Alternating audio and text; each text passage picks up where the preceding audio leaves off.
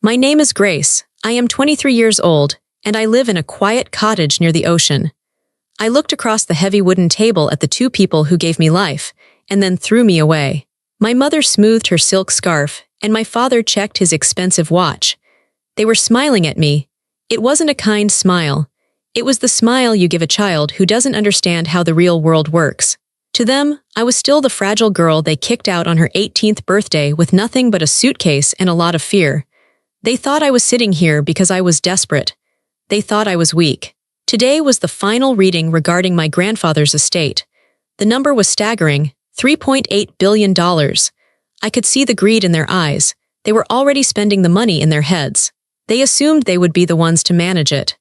After all, they had spent years telling everyone I was unfit and too emotional to handle anything important. But as the attorney cleared his throat to speak, I didn't feel afraid. I felt a strange, cold calm. My parents thought they were looking at a victim. They had no idea that Grandpa William had left a final instruction that would change everything. They thought they were here to collect a fortune. They didn't know they were actually here to lose it all. But before I tell you how everything flipped, like and subscribe, drop a comment. Where are you watching from? My name is Grace. I am 23 years old. I learned very early that in my house, love wasn't free. It was something you had to buy, but I never had the right currency. My parents, Richard and Alina, were people who loved success. They loved things they could show off to their friends at the country club. They loved things that looked good on a holiday card. My brother, Daniel, was one of those things. I was not. The difference between us was clear before we were even teenagers. Daniel was loud. He was confident. If he walked into a room, he demanded attention, and my parents gave it to him gladly. If he drew a picture, my mother would frame it and put it in the hallway. She would tell everyone, "Look at the bold lines. He has such a vision." If I drew a picture, she would glance at it while checking her emails on her phone. "That's nice, Grace," she would say, her voice flat. "But maybe you should spend more time on your math homework. Art doesn't pay the bills." It wasn't just about art or math. It was about who we were. I remember one specific Tuesday when I was 12. It was raining hard. I had come home from school with a fever. I felt terrible.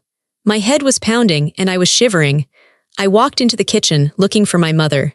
She was on the phone, laughing. Daniel was sitting at the counter, eating a sandwich. He had just failed a history test. I saw the paper on the counter with a big red F on it. "It's the teacher's fault," Daniel was saying, his mouth full. "He asks questions about things we didn't even read." My mother hung up the phone and looked at him with sympathy. "I know, honey. Mr. Henderson is too rigid. I'll send an email to the principal tomorrow. We can't have your GPA suffering because a teacher doesn't know how to do his job. Do you want some ice cream to feel better?" Then she looked at me. I was leaning against the doorframe, sweating and pale. "Grace, why are you standing there like that?" she asked. Her tone wasn't worried, it was annoyed. "I don't feel well," I whispered. She sighed. It was a long, loud sigh. "Honestly, Grace, you are always not feeling well. You're so fragile. It's just a little rain. Go upstairs and lie down. And don't get Daniel sick. He has soccer practice tomorrow." That was the dynamic. Daniel's failure was someone else's fault. My sickness was an inconvenience. As we got older, the gap became financial. It wasn't just affection anymore, it was money. When Daniel turned 16, my parents bought him a brand new sports car. It was black, shiny, and loud. They put a big red bow on it and took 100 photos for Facebook. "Our boy is hitting the road," my dad captioned it. 2 months later, Daniel crashed it. He was driving too fast and hit a mailbox and a fence. I watched from my bedroom window as my dad inspected the damage. I expected him to be furious. I expected him to yell. Instead, he slapped Daniel on the back. "It happens, son," Dad said. "Cars can be replaced. At least you were driving aggressively. That shows leadership. We'll get you a better one." A year later, I turned 16. There was no car, there was no party. "We think it's better if you focus on your studies," my dad told me at dinner. "You get distracted easily, Grace. A car would just be a temptation to waste time. Besides, the bus is safe." I didn't argue. I learned not to argue. Arguing just made them call me emotional. In their eyes, I was a bad investment. I was quiet. I liked to read. I volunteered at the animal shelter. I didn't care about status or networking. To Richard and Alina, this meant I was defective. They called it uneconomical. "You have no drive," my mother would tell me while I washed the dishes, a chore Daniel never had to do. "You're too soft. The world is going to eat you alive, Grace, and don't expect us to bail you out when it does. They were preparing me for failure. They wanted me to fail so they could be right. They wanted to point at me and say, "See, we told you she was weak." But I wasn't weak.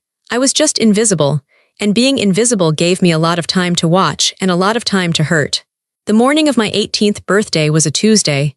I woke up with a small knot of hope in my stomach. I knew better, but I still hoped. Maybe today would be different. 18 is a big number. It's the start of adulthood. I walked downstairs. The house was quiet. My parents were sitting at the dining table. It wasn't set for breakfast. There were no pancakes, no balloons, no presents. Instead, there was a folder. My father was wearing his business suit. My mother was dressed for a charity luncheon. They looked like they were about to conduct a merger, not wish their daughter a happy birthday. "Sit down, Grace," my father said. He didn't look up from his tablet. I sat. The chair felt cold and hard.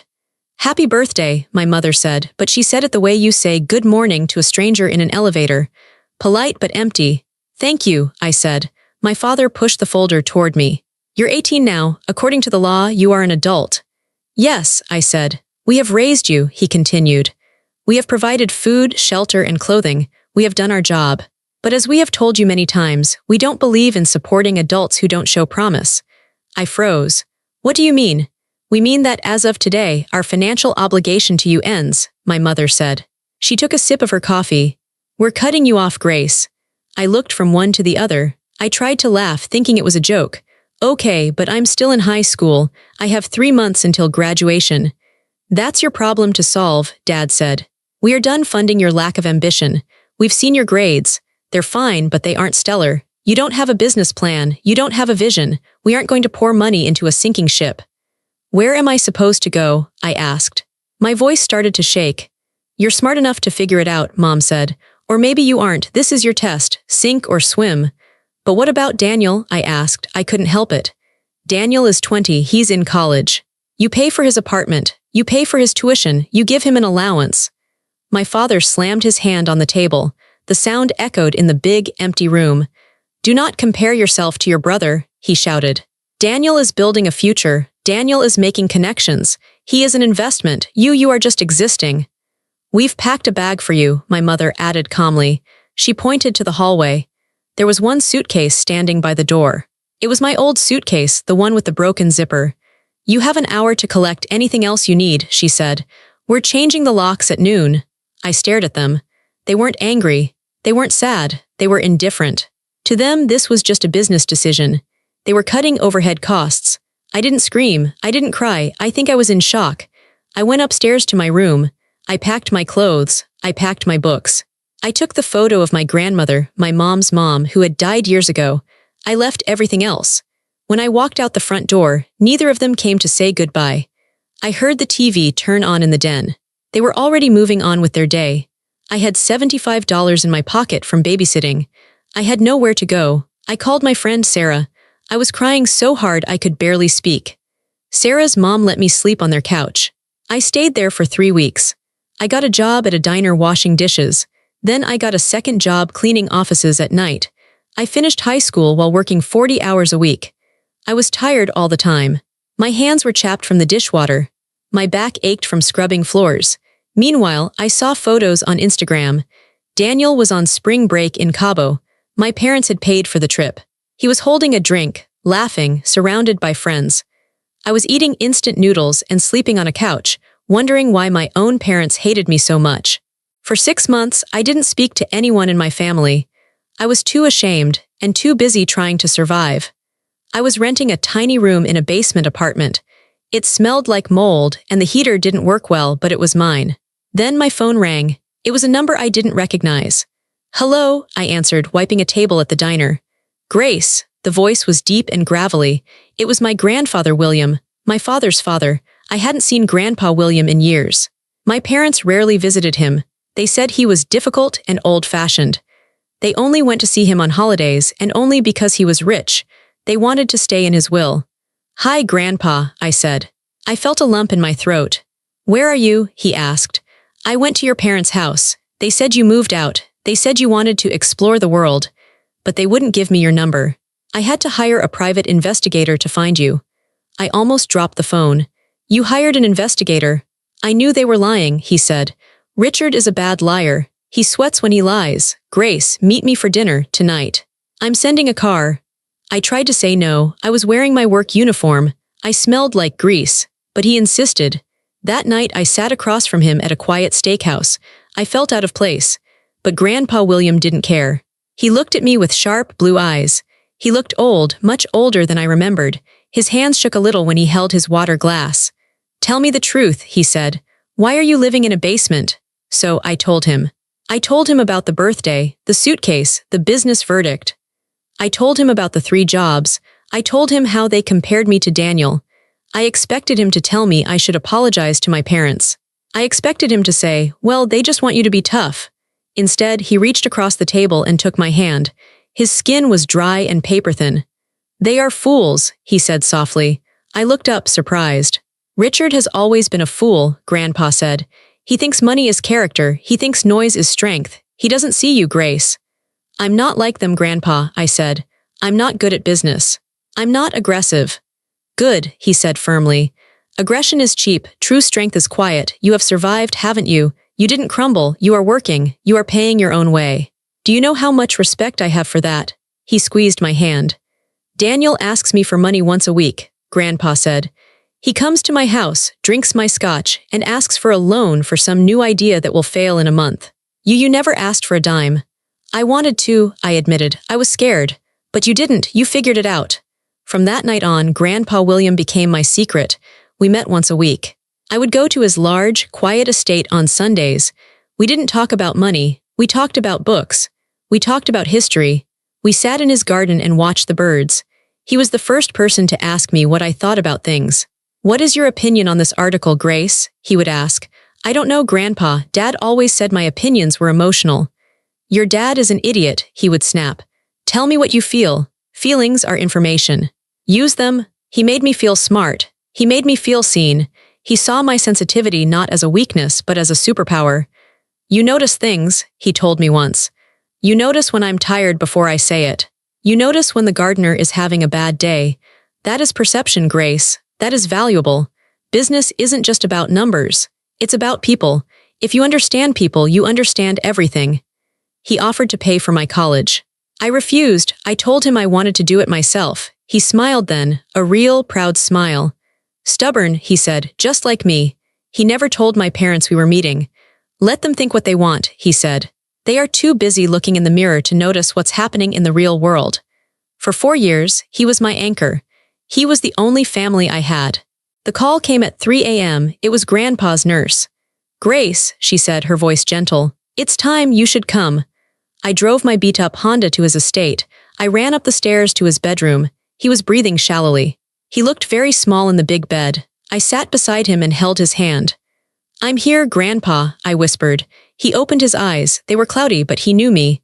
My brave girl, he whispered. It was barely a sound. Don't let them break you. I won't, I promised. I've taken care of it, he said. Just wait. He died an hour later. I was holding his hand when his heart stopped. I cried until I couldn't breathe. I felt like the roof had been ripped off my life. He was my safety. He was the only one who loved me. Then the door opened. My parents walked in. Daniel was with them. They were dressed perfectly. My mother had her hair done.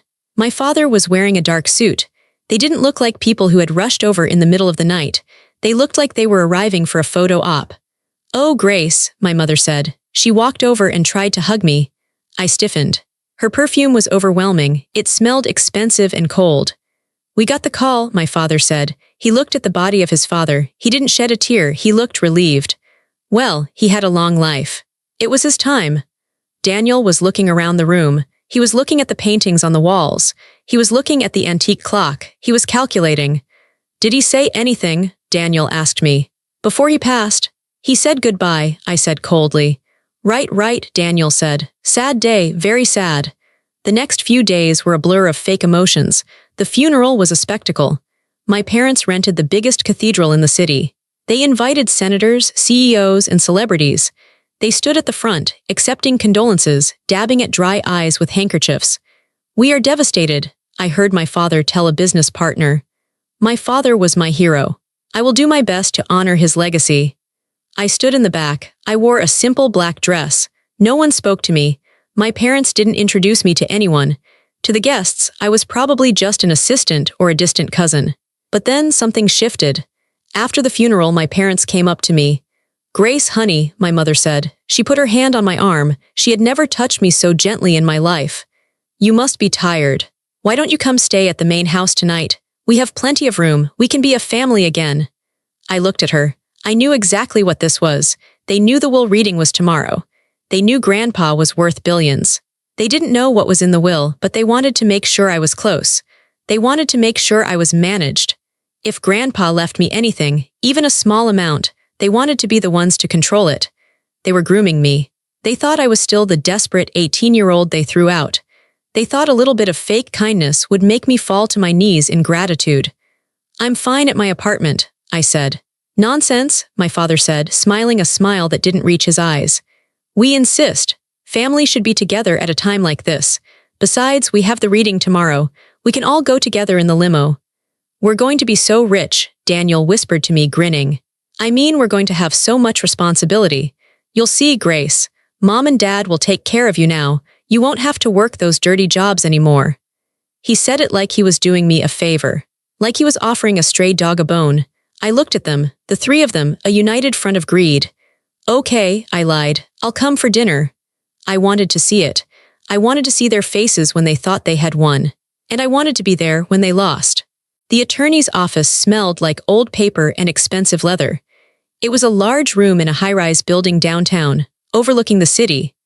My parents, Richard and Alina, sat on one side of the massive mahogany table. Daniel sat next to them. They looked like a team, a hungry, united team. I sat on the other side, alone. Mr. Sterling, Grandpa's personal attorney for 40 years, sat at the head of the table. He was a serious man with gray hair and wire-rimmed glasses. He didn't smile when we walked in. He just nodded at me. "Let's begin," Mr. Sterling said. He opened a thick leather binder. My mother adjusted her pearls. She leaned forward. "We know this is a formality, Mr. Sterling. We know Father intended for Richard to manage the assets. We are ready to sign whatever is necessary to expedite the process." Mr. Sterling looked at her over his glasses. "Mrs. Holloway, please let me read the document." My father tapped his fingers on the table. "Get on with it then." Mr. Sterling began to read. He went through the standard legal words, being of sound mind and body, revoking all prior wills. Then he got to the assets. "The total value of the estate," Mr. Sterling said, pausing to look at a paper, "including real estate, stocks, bonds, and liquid cash, is valued at approximately $3.8 billion. The room went silent. My father's eyes widened. Daniel actually licked his lips. My mother let out a small, breathless sound. It was more money than even they had expected. They were already rich, but this was empire money. This was change-the-world money. "To my son, Richard," Mr. Sterling read. My father straightened his tie. He looked at me with a smug grin. It was a look that said, "See, I told you." "I leave my collection of vintage golf clubs," Mr. Sterling finished. My father froze. "Excuse me, to my daughter-in-law Alina," Mr. Sterling continued, ignoring him. "I leave the antique vase in the foyer which she always admired." My mother blinked. "A vase? To my grandson Daniel," Mr. Sterling read. Daniel sat up straight. "I leave nothing." Daniel's mouth fell open. "What? That's a mistake. That has to be a mistake." "And regarding the remainder of the estate," Mr. Sterling said, his voice becoming louder and clearer. "The entire sum of $3.8 billion, along with all properties, holdings, and intellectual rights, I leave to my granddaughter, Grace Holloway." The silence that followed was heavy. It felt like the air had been sucked out of the room. I sat perfectly still. I felt my heart hammering against my ribs, but I kept my face calm. I looked at my hands. Then the explosion happened. "This is a joke," my father said. He stood up, his face turning red. "Grace, you're giving almost $4 billion to her." He pointed at me like I was a piece of trash on the floor. "She's a child," my mother cried out. "She works as a janitor. She doesn't know the first thing about wealth management. She'll lose it in a week." "She's unstable," Daniel shouted. Grandpa was senile. He didn't know what he was doing. My father took a deep breath and composed himself. He turned to me. He put on his business face. "Grace," he said, his voice sickly sweet.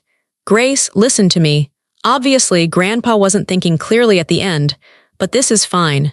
We can fix this. He walked around the table and stood behind my chair. He put his hands on my shoulders. His grip was tight, too tight. You are clearly overwhelmed, he said. You can't handle this kind of pressure, sweetheart. It's dangerous. People will try to use you, but don't worry. Mommy and I will step in.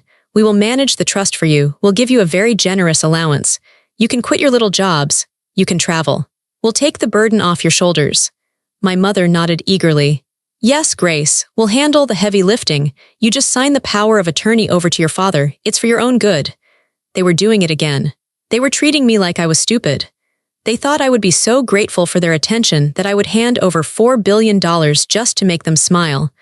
I looked at Mr. Sterling. He was watching me. He was waiting. I don't want you to manage it, I said. My voice was quiet, but it didn't shake. Excuse me, my father said. His smile faltered. I don't want your help, I said, louder this time. I don't need an allowance, it's my money. Grandpa left it to me. You ungrateful little brat, my mother hissed. The mask dropped instantly. We are your parents, you owe us. I owe you nothing, I said. You cut me off, remember. A business verdict. My father's face turned purple. You will sign that paper, Grace, or so help me God, I will bury you in court. I will have you declared mentally incompetent. I will take every cent. Mr. Sterling cleared his throat. The sound was like a gavel striking wood. Mr. Holloway, please sit down, the attorney said. His voice was cold steel. I am talking to my daughter, my father snapped. You are threatening the sole beneficiary, Mr. Sterling said. And you are doing it prematurely. I have not finished reading the will. My father paused. What else is there? Turn the page, Mr. Sterling said to himself, though he knew the words by heart. He looked directly at my parents. William Holloway anticipated this reaction, Mr. Sterling said. He knew you well, Richard. He knew you would try to bully Grace. He knew you would try to take control. So he added a specific set of clauses. They are ironclad. Mr. Sterling began to read again. Clause 4. Independence of the beneficiary. Under no circumstances is the estate to be placed under the management, oversight, or trusteeship of Richard Holloway, Alina Holloway, or Daniel Holloway. Grace is to have full autonomous control immediately. My parents looked like they had been slapped. Clause 5. The interference penalty, Mr. Sterling read. He looked up to make sure they were listening. If Richard, Alina, or Daniel attempt to contest this will, if they attempt to file for guardianship of Grace, or if they attempt to coerce her into signing over assets, they are to be immediately and permanently disinherited from any family trusts previously established. Furthermore, Grace is instructed to dissolve the family charitable foundation, which Richard uses for his public image, and redirect all funds to animal shelters. My father sat down heavily. He looked like he was having a heart attack. The foundation was his pride and joy. It was how he got into all the fancy parties. He can't do that, my father whispered. He can, and he did, Mr. Sterling said. But there is one more thing, a personal letter. He wanted me to read it to you. Mr. Sterling pulled out a single sheet of paper. It was handwritten. I recognized Grandpa's shaky script. Dear Richard and Alina, you are probably angry. You are probably wondering why I chose Grace. You think it is a mistake. It is not. I watched you for years. I watched you ignore the only child you had who possessed a kind heart. I watched you throw her away because she didn't fit your image. You value money more than blood. You value status more than love. I chose Grace not because she is my granddaughter, but because she is a good person. She struggled and you let her. She starved and you ate well. She needed you and you turned your backs. You think she is weak because she is quiet. You are wrong. She is the strongest of you all. She survived your neglect without becoming bitter. That is a miracle. The money is hers. If you want anything from her, you will have to learn to ask. And for the first time in your lives, you will have to accept that she has the power to say no. William. The room was silent for a long time. Daniel was the first to speak. He looked at me, his eyes wide and terrified. Grace, he said. Grace, look, I know I was a jerk sometimes, but we're siblings. You wouldn't really cut me out, right? I have loans. I have the car payments. You'll help me, right? I looked at him. I remembered him laughing while I washed dishes. I remembered him crashing his car and getting a new one while I took the bus. I don't know, Daniel, I said calmly. I'll have to think about it. It might not be a good investment. He flinched. It was the exact phrase our father had used on me 1,000 times. My father stood up. He didn't look at me. He looked at Mr. Sterling. We'll see you in court. I wouldn't recommend it, Mr. Sterling said dryly. They stormed out. My mother was crying not tears of sadness but tears of rage. Daniel followed them like a lost puppy. I stayed in the chair. Mr. Sterling closed the binder. He smiled at me, a genuine, warm smile. "He was very proud of you, Grace," he said. "Now, shall we get to work?" They didn't listen to the warning. Their greed was too strong. 2 weeks later, I was served with a lawsuit. My parents filed a petition claiming I was mentally unfit to manage the estate. They claimed I had undue influence over Grandpa in his final days. They claimed I had manipulated a senile old man. It was a lie, a nasty, public lie. The trial became a spectacle. My parents hired a team of aggressive lawyers. They gave interviews to the press. "We are just concerned for our daughter," my mother told a reporter, wiping away a fake tear. "She has a history of emotional instability. This kind of money is a burden. We just want to protect her." I didn't give interviews. I didn't go on TV. I just listened to Mr. Sterling. "Let them talk," he said. "The truth is in the evidence." The day of the final hearing, the courtroom was packed. My parents sat with their lawyers, looking confident. They thought they were going to win because they always won. They were rich, powerful people. I was just Grace. Their lawyer stood up. He was a loud man who liked to pace around. "Your Honor," he said, "Grace Holloway is a fragile young woman. She has worked menial jobs for years. She has no education in finance. She was estranged from the family. Suddenly, she appears at the grandfather's deathbed and walks away with billions. It is clear manipulation." He called my mother to the stand. She cried. She told the judge I was troubled and confused. Then it was Mr. Sterling's turn. He didn't pace, he stood still. "Your Honor," he said, "the petitioners claim they are motivated by love and concern. I would like to submit evidence A." He projected an email onto the screen in the courtroom. It was from my father to his financial advisor, dated 3 years ago. Subject, the girl, body. "Don't worry about Grace. We cut her off. She's sinking. She'll be begging to come back in a year and then we can control her terms. Focus on Daniel's trust." My father's face went pale. The courtroom murmured. "And evidence B," Mr. Sterling said. It was a log of visitors to Grandpa's estate. "In the last 4 years of William Holloway's life," Mr. Sterling said, "Grace Holloway visited him 208 times. She spent every Sunday with him. She took him to doctor appointments. She read to him." He turned to the jury. "Richard and Alina Holloway visited him 12 times, mostly on holidays, and usually for less than an hour." Mr. Sterling looked at my parents. "This is not a case of a granddaughter manipulating an old man," he said. "This is a case of a granddaughter being the only one who actually loved him. And now the people who ignored him want to steal what he gave her." The judge was a stern woman with sharp eyes. She looked at the evidence. Then she looked at my parents. Her expression was one of pure disgust. "Mr. and Mrs. Holloway," the judge said, "this petition is baseless. It is clear to this court that your father was of sound mind. His instructions are explicit. He anticipated exactly what you are doing today." She leaned forward. "Not only am I dismissing this case," she said, "but I am upholding the interference penalty clause in the will.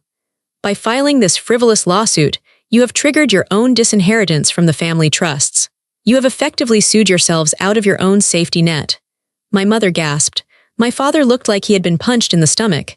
"The estate belongs to Grace Holloway," the judge ruled. "Case closed." I walked out of the courtroom. Reporters were shouting questions. Cameras were flashing. My parents were arguing with their lawyers in the corner, looking panicked. I didn't stop. I walked straight to my car. I didn't feel giddy. I didn't feel triumphant. I just felt clean. The truth was out. Everyone knew who they really were. They didn't listen to the warning. Their greed was too strong. 2 weeks later, I was served with a lawsuit. My parents filed a petition claiming I was mentally unfit to manage the estate. They claimed I had undue influence over Grandpa in his final days. They claimed I had manipulated a senile old man. It was a lie, a nasty, public lie. The trial became a spectacle. My parents hired a team of aggressive lawyers. They gave interviews to the press. "We are just concerned for our daughter," my mother told a reporter, wiping away a fake tear. "She has a history of emotional instability. This kind of money is a burden. We just want to protect her." I didn't give interviews. I didn't go on TV. I just listened to Mr. Sterling.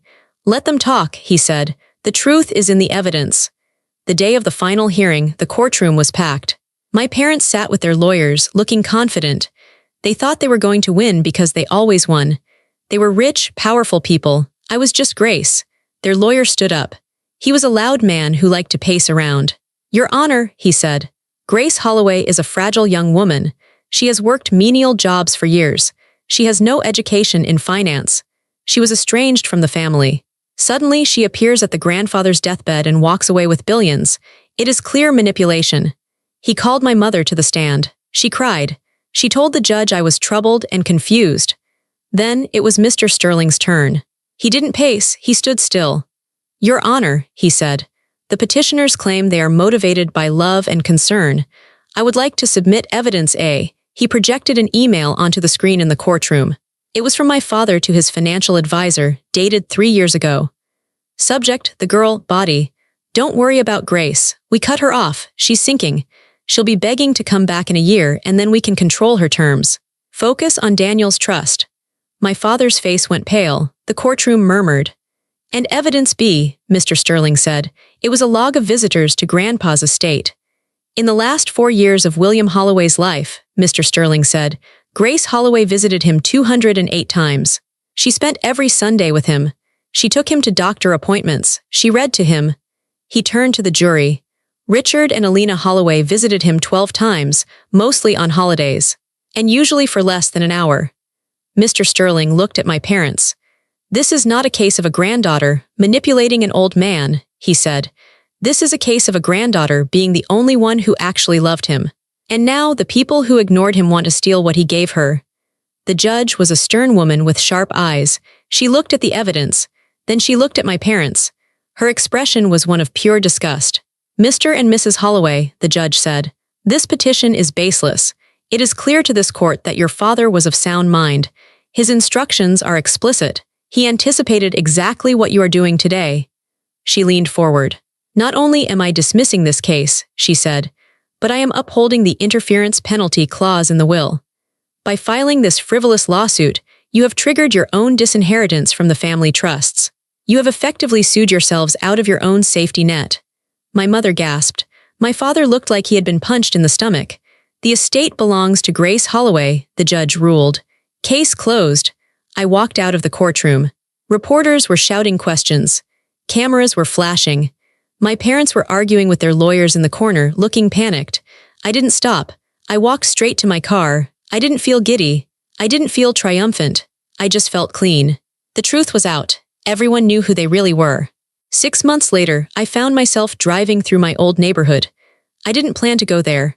I was just driving, enjoying the feel of my car, a safe, reliable SUV that I had bought with my own money. I turned onto the street where I grew up. The houses were huge and imposing. The lawns were perfectly manicured. It all looked so perfect on the outside. I stopped in front of my parents' house. It looked smaller. When I was a child, that house felt like a fortress. It felt like a prison. I used to look at those windows and feel a pit of dread in my stomach, wondering what I had done wrong, wondering why I wasn't enough. Now it was just a pile of bricks. I saw a car in the driveway, my father's car. It was dusty. He used to keep it spotless. I imagined them inside, probably sitting at that long dining table, probably arguing about money, probably blaming everyone but themselves. They were trapped in that house with their bitterness. I rolled down the window. The air smelled the same, like cut grass and sprinklers, but I felt different. I wasn't the girl with the suitcase anymore. I wasn't the victim. Grandpa William didn't just leave me money. The billions were nice, of course. They bought safety. They bought time. But his real gift was the truth. He gave me permission to see my family clearly. He gave me the evidence that I wasn't crazy, I wasn't weak, and I wasn't unlovable. He validated my reality. I realized then that I didn't hate them. Hate takes too much energy. Hate is an attachment. I felt indifference. I didn't want to punish them anymore. Life had already punished them. They had lost the only 2 people who would have loved them for free, me and Grandpa. Now they were alone with their things. I put the car in gear. My phone buzzed. It was an email from the director of the youth shelter we had just opened. "Grace, the new beds arrived. The kids are so happy. Thank you." I smiled, a real smile. I looked at the house one last time. "Goodbye," I whispered.